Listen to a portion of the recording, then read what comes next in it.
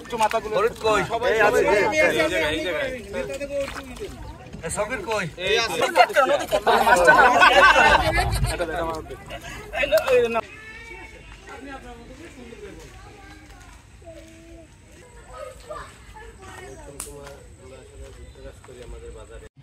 আপনাদের কাছে ঘর দেওয়ার কথা বলেও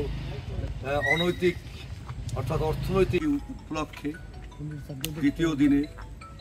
শহীদ রাষ্ট্রপতি জিয়াউর রহমানের কথা একটি রেইনবো নেশন তৈরি করব তারই ধারা তোমার ঘরের চেহারাটা পরিবর্তন হবে একটু অনেক উন্নতি হয়েছে কারণ আমাদের নদীর জল খাওয়া লাগে নদীর জল দিয়ে সব কাজবাজ করা লাগে অনেক কষ্ট হয়েছে মোহাম্মদ আলমগীর হোসেন দেখে গেছে হ্যাঁ এর জন্য আমরা অত্যন্ত খুশি দিয়েছে যে আমাদের ঘর দিবি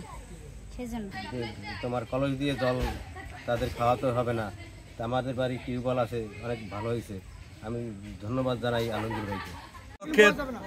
দ্বিতীয় দিনে জিয়ানগরে যেহেতু এক আসনের অন্তর্ভুক্ত সে কারণে আমরা আজকে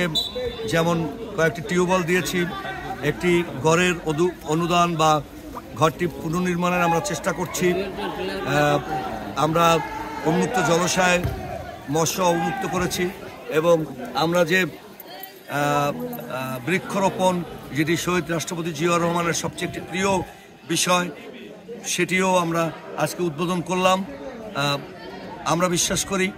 বিএনপি ক্ষমতায় গেলে 5 কোটি গাছ এক বছরে লাগানো হবে সেই কর্মসূচির মানুষকে উদ্বুদ্ধকরণের অংশ হিসেবে আমরা এটা করেছি উন্মুক্ত জলাশয় মাছ আমরা অবমুক্ত করেছি এই কারণে এদেশে মাছে ভাতে বাঙালি এটি বাস্তবায়ন করতে হলে আমাদের মাছ আরও বেশি উৎপন্ন করতে হবে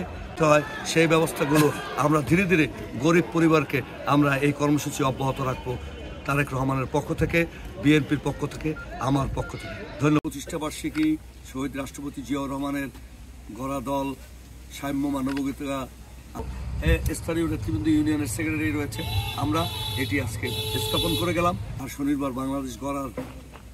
লক্ষ্যে মূলত শুভেচ্ছার স্বাগতম বিএনপির পক্ষ থেকে